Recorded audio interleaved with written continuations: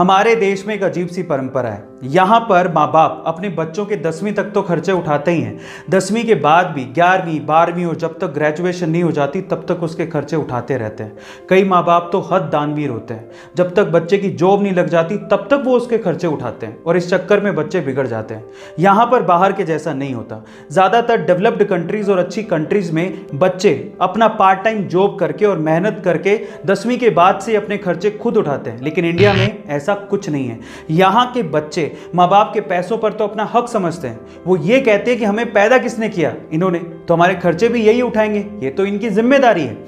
हद तो तब हो जाती कि जिस चीज़ के लिए आपके खर्चे उठाए जा रहे हैं कम से कम वो काम तो करो, अपने सपनों को पूरा तो करो, अपने पाँव पर खड़े होने के लिए मेहनत तो करो। लेकिन नहीं, ये भी वो लोग नहीं करते।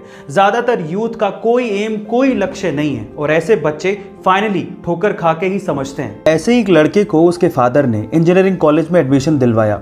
खुद तो इतनी फीस अफोर्ड नहीं कर सकते थे, इसीलिए बेटे के सपनों और जिद को देखते हुए उन्होंने लोन लिया और उसे बाहर भेज दिया। कुछ दिनों तक तो ठीक था, लेकिन कुछ दिनों बाद बेटा ये भूल गया कि वो लड़कर और लोन लेके बाहर पढ़ने आया है। इसके बाद लड़के को हवा लग गई और पढ़ाई और लक्ष्य से उसका पूरी तरह से ध्यान हट गया। फालतू घूमने और लड़कियों के पीछे भागने में ज़्यादा ध्यान रहता था। बड़े शहर की हवा लगने की वजह से वो बिगड़ने लगा था। इसी वजह से एक बार उसकी बैग तक लगते लगते बची थी, फिर भी वो नहीं संभला।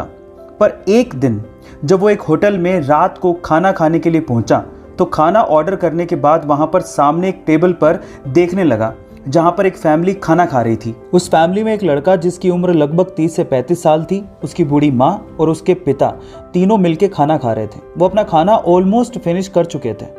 अब वेटर बिल लेके आया तो हिसाब से बिल बेटे को चुकाना चाहिए था। इतना बड़ा हो चुका है, इतना तो वो कर ही सकता है। लेकिन वहां जो भी हुआ वो हैरान कर देने वाला था।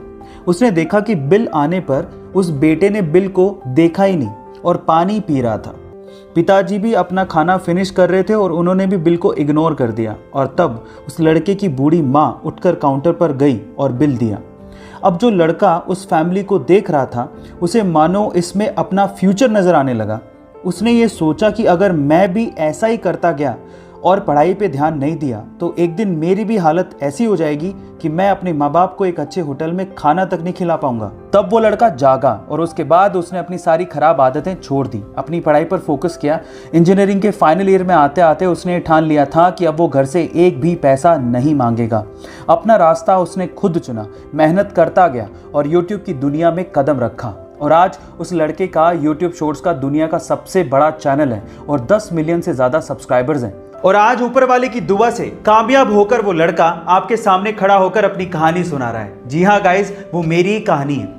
लेकिन मैं ये कभी नहीं चाहूंगा कि जो गलती मैंने की वो आप करें। इसलिए एक चीज हमेशा याद रखिएगा, अपने माँ बाप की परवरिश और उनके पैसों को कभी भी ग्रांटेड मत लीजिएगा। वो आपकी फीसें भर रहे हैं, आपके लिए पैसा इन्वेस्ट कर रहे हैं, तो उनका मकसद सिर्फ एक ही है कि आप अपने पैरों पर खड़े हो जाएं। इसलिए इस चीज को समझें और खूब मेहनत करें और कुछ करके दिखाएं। और हाँ, अगर ये काम आप खुद के पैसों से करना चाहते हैं, यानी कि पार्ट टाइम जॉब करके अपनी फीस खुद भर के अपनी पढ़ाई का खर्चा उठाना चाहते हैं, तो इससे अच्छा काम आपकी जिंदगी में कभी भी नहीं हो सकता। ये तो बहुत ही अच्छी बात है। गाइस, आपको ये वीडियो कैसी लगी मुझे जरूर बताइएगा। Thank you so much.